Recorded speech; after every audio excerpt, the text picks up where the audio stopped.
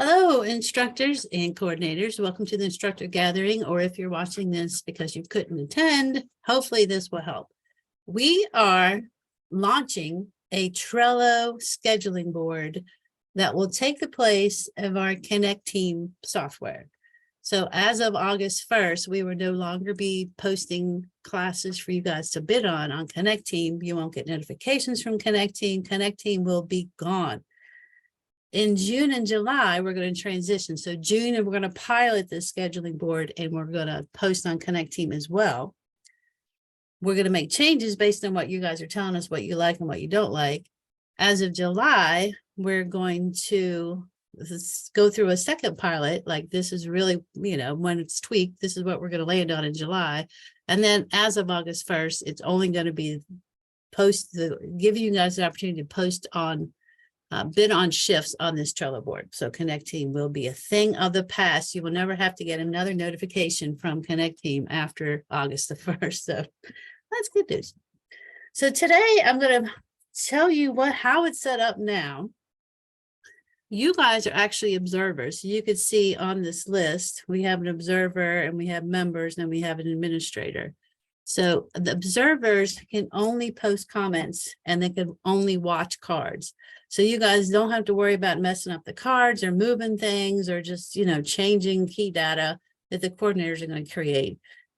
You're going to be invited to join this board as an observer. And Lucas can put that link in the chat for our instructor gathering today, or we will be emailing it out to all of our instructors, just because we want to make sure that they know that we're changing from Connecteam to this Trello board so they can continue to bid on classes. So that's the plan for the transition. But the plan for the actual board, I'm going to go over, this is called a list on Trello, and then this particular individual thing is called a card. So I'm going to go over this card, and this is basically how to use this board. And at the bottom of the card, there's like little tips about how you guys can save time and how you can filter the cards and only put up the classes that you bid on or whatever. So we're going to start at the top. It's 8 steps from the very beginning to the host has decided on a date. We need an instructor to the class is over. So let's jump in here. I'm going to show you some example cards that we made up, but I'm basically going to use this 8-step process. So the first thing you do is you're a coordinator, and the coordinator is going to post all of our classes. So they're going to post ones that are unfilled where they're looking for an instructor, but they're also going to post ones that are filled. So for instance, if you filled out that host referral form, you brought the organization to us. Yes, you're interested in teaching. Yes, you're available that day. They already know who the instructor is. So they're going to post that in the filled column that you're going to see in a minute. But we're going to spend most of our time with the unfilled. So they have a class, they need 2 instructors. They're going to post it using a card that looks like this template. And they're going to add as many details as possible so that you guys can decide, yes, I'm really interested in teaching this group, or no, I think I'll pass and wait on another class. So let me pull up this template that they're going to post on. I'll show you an example. So on this template, you're going to see the date of the card. You're going to see that it's unfilled. There's going to be a map of the location if it's in person, so you can see how far away it is from your house, how many miles it is for you to drive. And then all the details are going to be in these, what they call custom fields. So the date, the time, the format, the audience. Here's a drop down of all the different audiences that we could be teaching. Here's the deadline to bid on that class. So the coordinators will say, usually it's 3 days after they post it, just to give you guys time to go check your schedules and make a decision. But sometimes it could be a really quick turnaround. It could be 1 day, or it could be 2 weeks, just depending on how quickly that class is coming up. Here's the host organization. Here's the details about the training room, coordinator, and the project. And then you guys are going to basically say, yes, I am interested in this class, kind of like we did on Connecteam.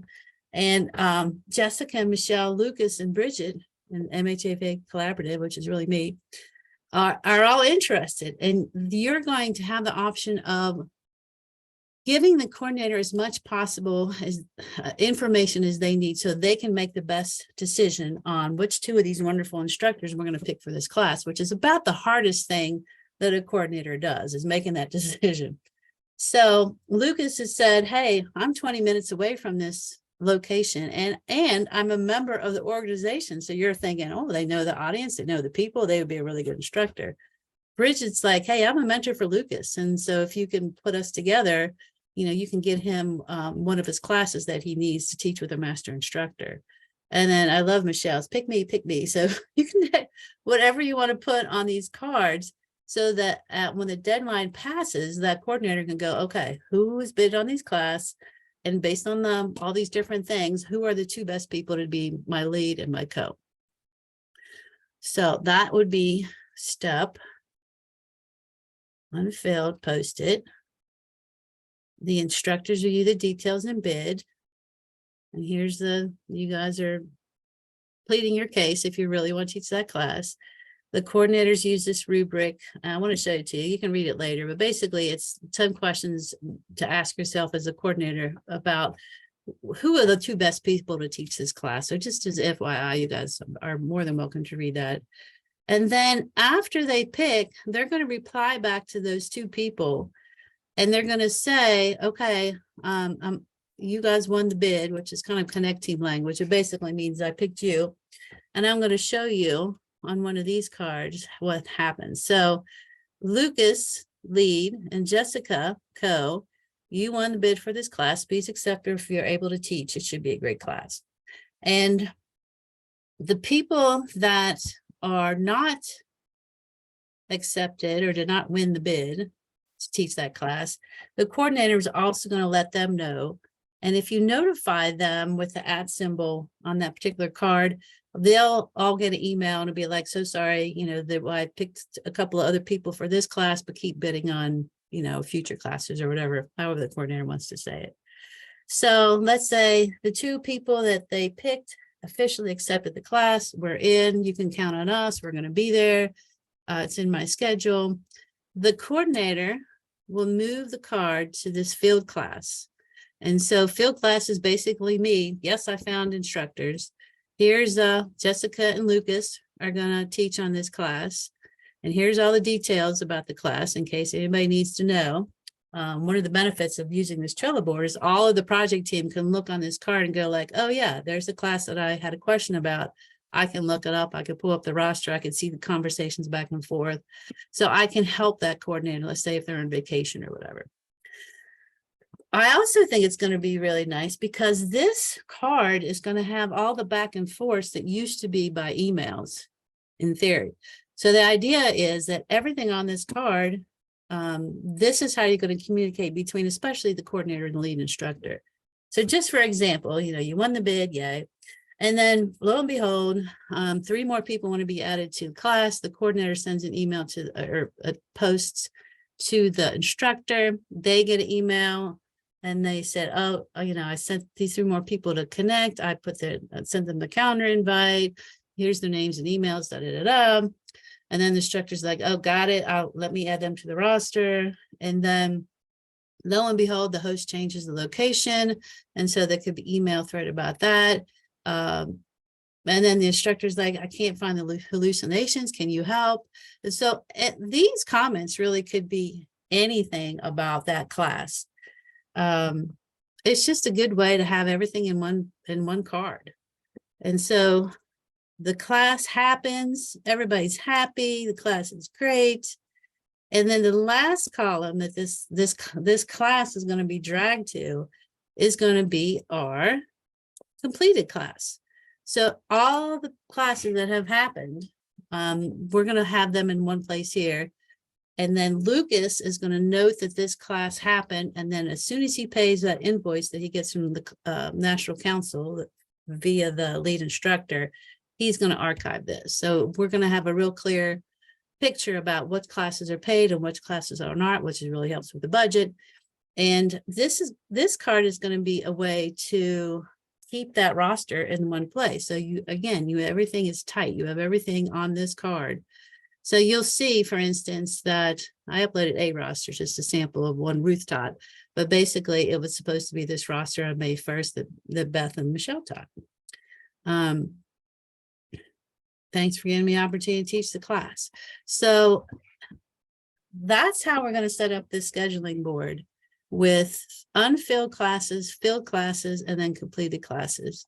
And another kind of good thing about this paid account, this is our only paid account we have on Trello, is that you can pull up this calendar and you can see all the different classes we had. So here's the one that we just talked about on May 1st. And then there's one on July 1st. Here's this one. And then there's our August 1st one. So that's a nice feature for the paid account. And there's also different things that you can do about how to set your notifications.